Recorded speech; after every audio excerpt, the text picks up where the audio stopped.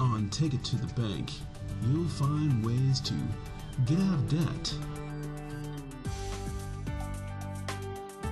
solve your credit card problems,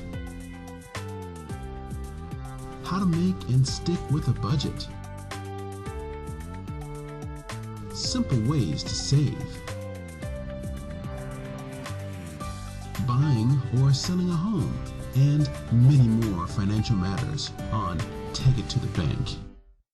Hi, my name is Cordell Thomas, and welcome to Take It to the Bank. We're going to talk about a couple of things today that will support what we talked about previously, but in reference to stress, what causes stress, some of the top issues that are relevant surrounding stress and how it impacts the family. We found out that what is the number one stress causer in the United States around families is finance. In fact, the top three stressors that get to families and break up families has to do with relationships within the family, and all of those relationships within the family have to do with money.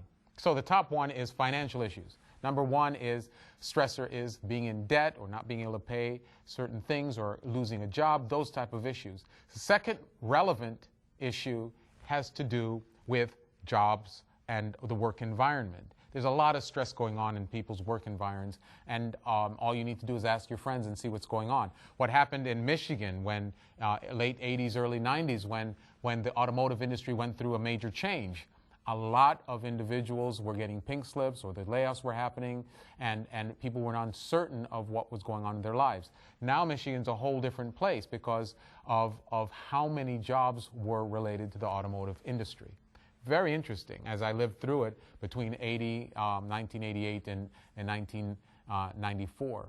And I saw the dynamics of people and how there was an increase in violence within families. And we saw some statistics that were relevant and supported some of those issues.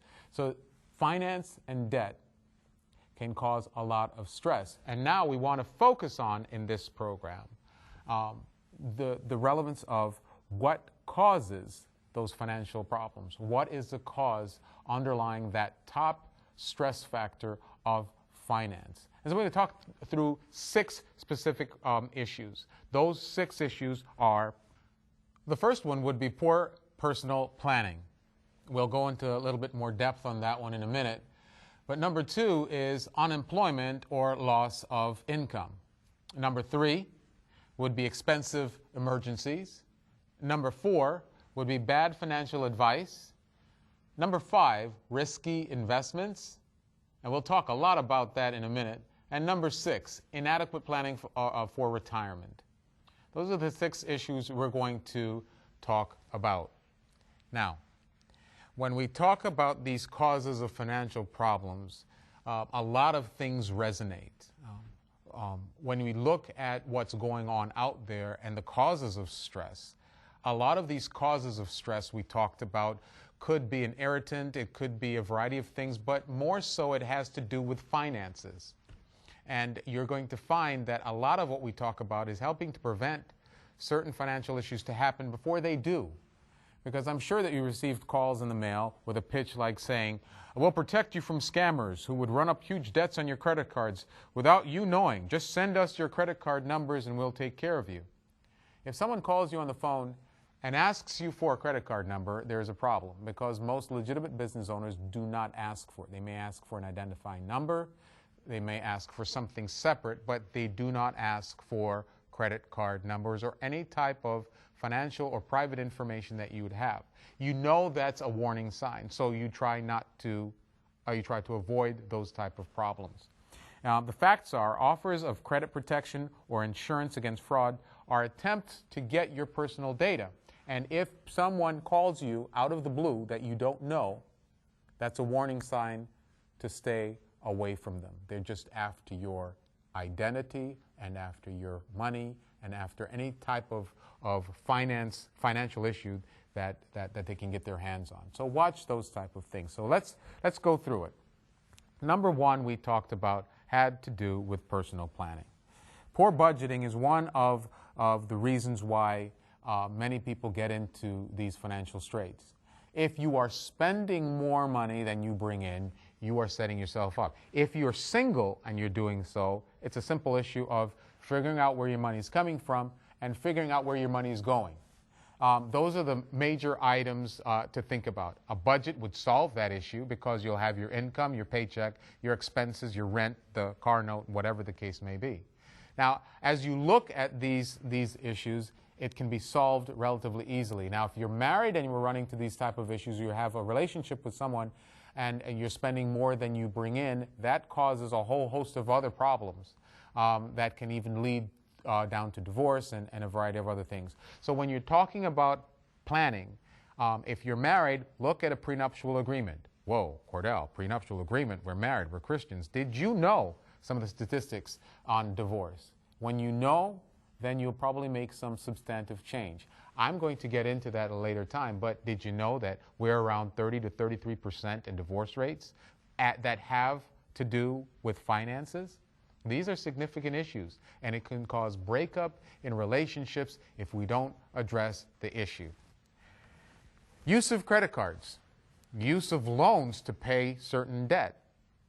One of the things that people use to offset short-term concerns and short-term expenses is to use credit cards to pay that off. And you know that you're in a danger area when you're using credit to pay off certain things that you should be using your paychecks or the income to take care of.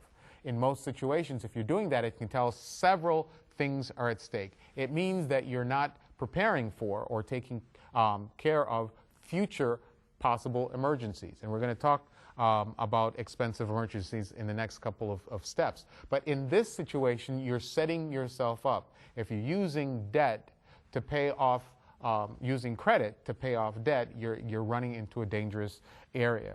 Because once that interest starts piling up, it becomes more difficult to pay off, and then the whole cycle repeats itself. And then, of course, what you must do to alleviate some of these problems is to deal with a household budget. A household budget is key. We try to emphasize this on an ongoing basis. If we don't deal with budgets, if you don't deal with knowing where things are and knowing how much money's coming in and how much goes out and where it goes, and if you don't have a buffer between your expenses, which should be lower than your paycheck, we hope that's the case. If you are upside down and you're spending more than you bring in, I would say take a serious look at trying to cut those expenses. What type of expenses, you might ask?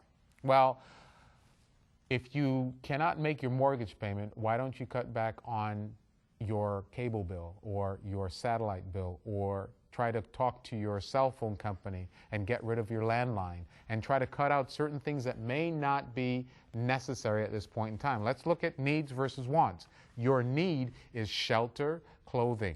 Shelter, clothing, and food. If you have those three things, you have your needs met. So let's try to keep a roof over your head, but then at the same time, let's take a look at specific issues that drive the stress that we're talking about, this financial stress.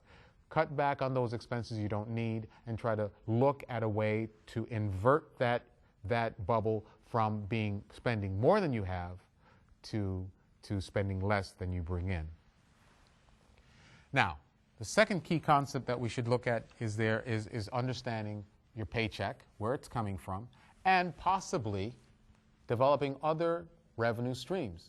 For example, I play the piano, I play the violin, and at times people ask me to help teach their young people an instrument, and they pick that up. It can pay, if you look at the statistics that are out there, it can pay between $35 an hour up to $60 an hour. That's revenue. That's extra income. That's something that you can do to bring more money in if it's necessary and you're currently not meeting those expenses on an ongoing basis. So those are things that you should think about, concern yourself with. And then, of course, looking down on where your money goes. Expenses. This is a simple budget that we're talking about at this point, and it tells you that, okay, where is my money going? Certain banks have the ability online to actually track your expenses, track where your money goes, track where your income comes in, and give you graphics. So you got a pie chart of where your money goes. This much goes to rent, this much goes to the mortgage payment, this much goes to car payments, this much goes to household improvement, this goes to a variety of different, to heat, gas, light, those type of things. And then it gives you a better ability to track what happens, track where the money goes, and get a context of where things are going. One of the great things that are out there right now is in reference to cell phones and as well iPads.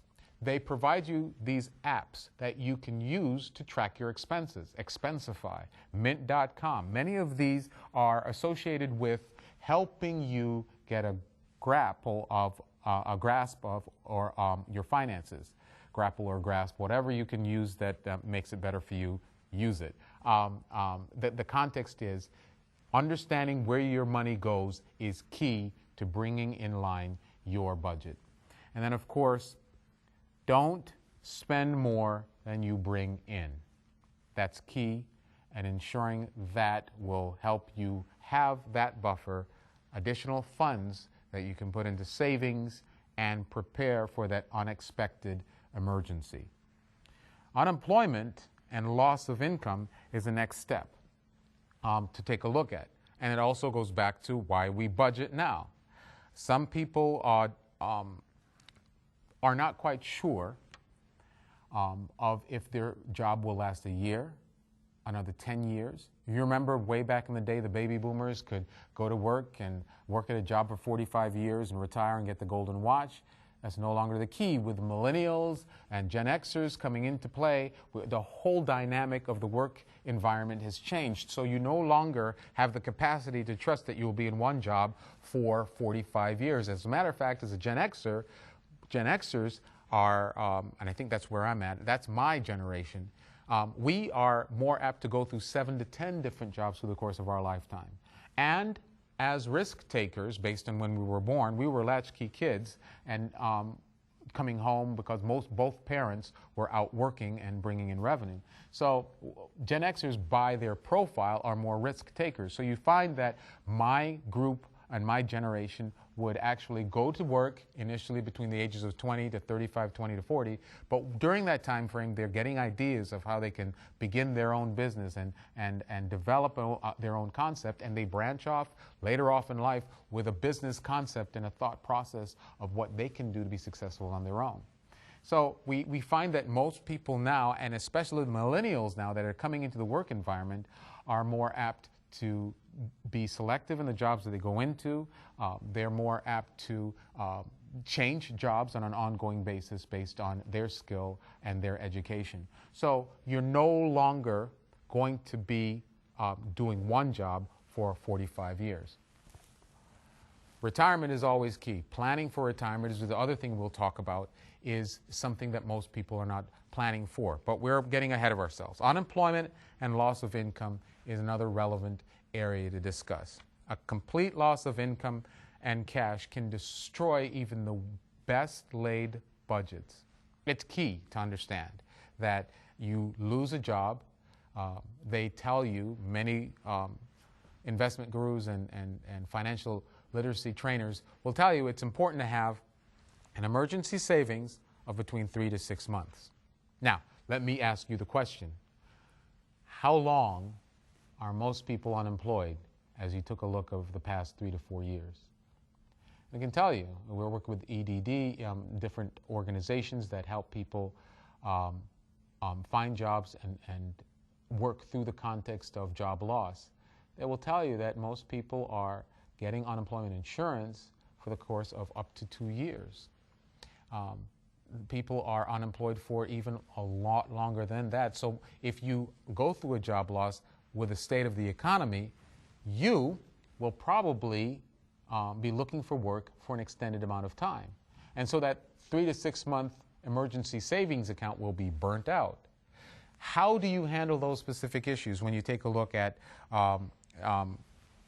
this long time frame where you don't have a job and you don't have income coming in? Well, that's a major issue. You don't have any type of income coming in, and that's what causes a lot of stress.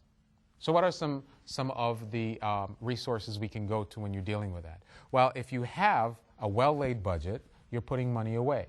I would suggest that it's not even 3 to 6 months worth of expenses, but you're dealing more so with 3 to 8 months, 8 to 10 months, putting away as much as you possibly can into a savings account that you can access if you necessarily have to, and can help defray some of those concerns. So if you have 3 to 6 months worth of savings or 10 months worth of savings, you can actually go and do a part-time job somewhere.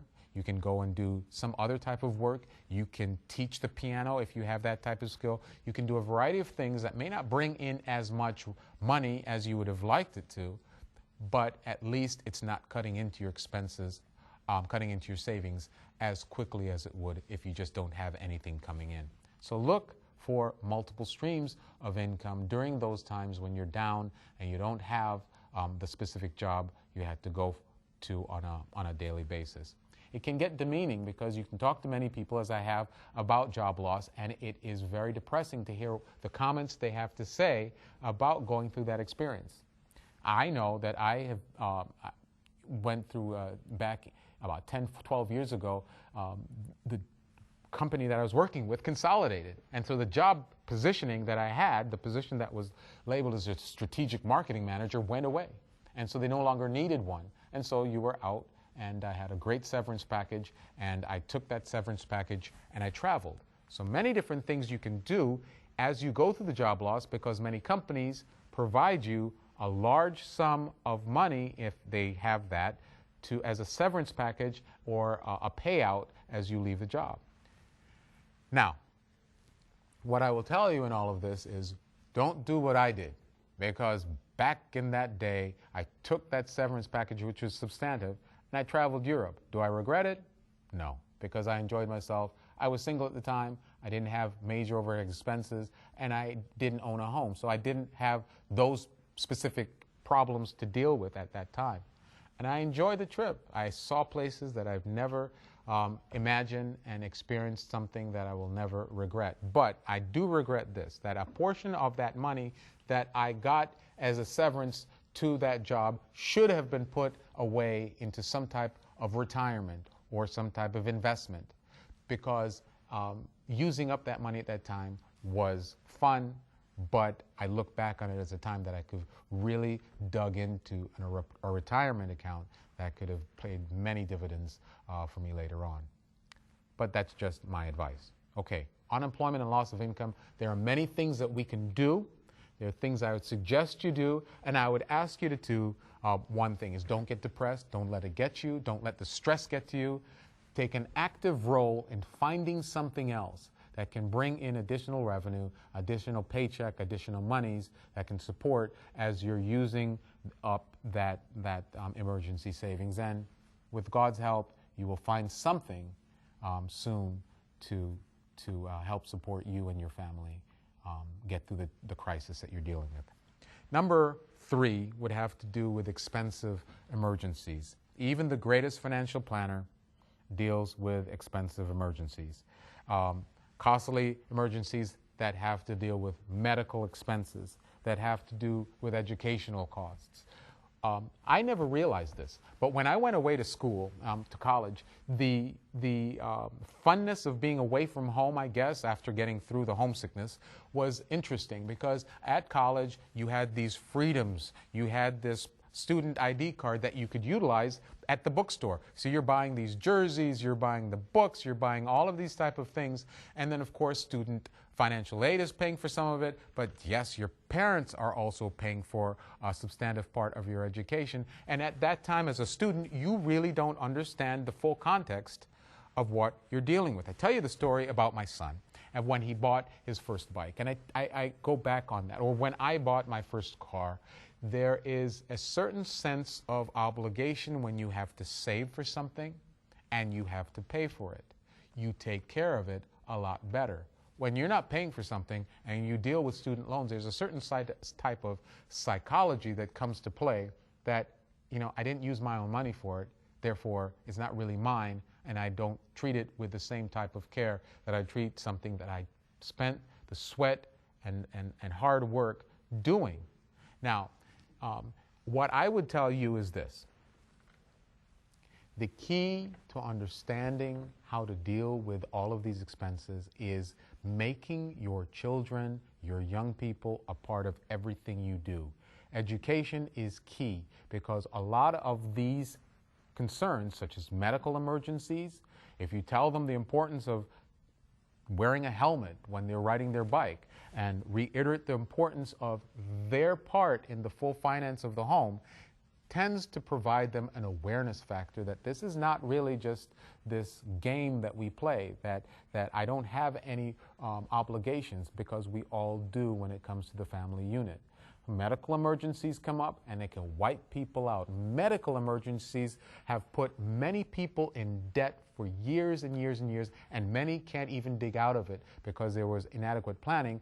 And even when you plan for it, it takes a substantive chunk of money out of your revenue stream for a long time. Medical problems even cause concerns if you forget to make a payment on a medical concern that you a charge that you got when you went to urgent care.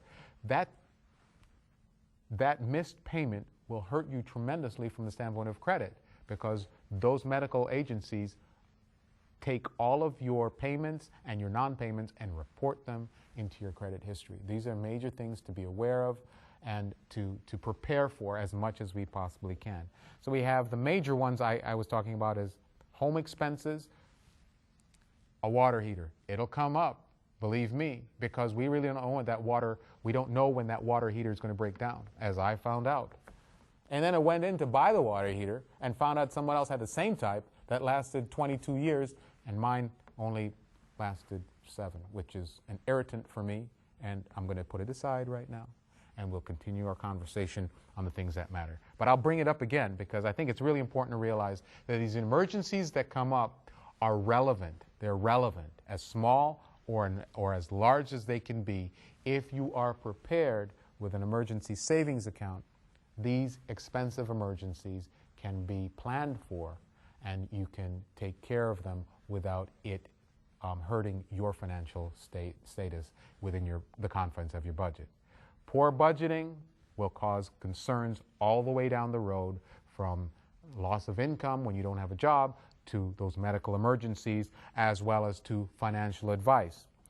Don't ask a baker for advice when you need advice on building something. Don't ask a friend who doesn't have any experience managing money for advice when they really don't have what it takes to give you the qualified advice that a financial planner and someone in that area can actually provide on a qualified basis. I will just let that go, because I think that we tend to rely on parents, we tend to rely on people we know, we tend to rely on ourselves. Many of the interviews that you will see will tell you that most people, when you're looking at a crisis, who do you go to? They'll tell you, I go to myself. I try to figure it out. I'm having a financial crisis. Well, when you're having a financial crisis, it means you caused it. And then you're going to ask yourself, how do I get out of it? Or should I ask an expert how to get out of this crisis? It would make more sense to ask a baker to bake your bread and not have a builder bake your bread. And that's pretty much a concise approach. I would suggest seek the resources necessary to give you the qualified advice. And then we go to number 5, risky investments. Risky investments through either fraud or investments that the market cannot and doesn't insure. If you plan a budget, and right now you're barely making it, and you can save maybe $200 a month, save the $200. Save the money and build your emergency savings account. At that point in time, it's probably not the best advice to start investing in the markets, because you'll realize that the market is a market and you can lose a lot if you're not prepared for what could happen. So the advice I would give is there are a lot of things going on in reference to investment areas. There are a lot of scam artists that are out there that provide their expertise on what needs to happen and what you need to do. And I'll give you a couple of examples. For example, a call comes in, a letter or an email can come in, and a highly placed official of a foreign government requests your assistance in transferring a large amount of money. If you can help, you'll earn a huge fee. Now, if you get something like that, I would ask you to ignore the email or the call and report it. Get information that you can from them, find out what they're doing, and report it.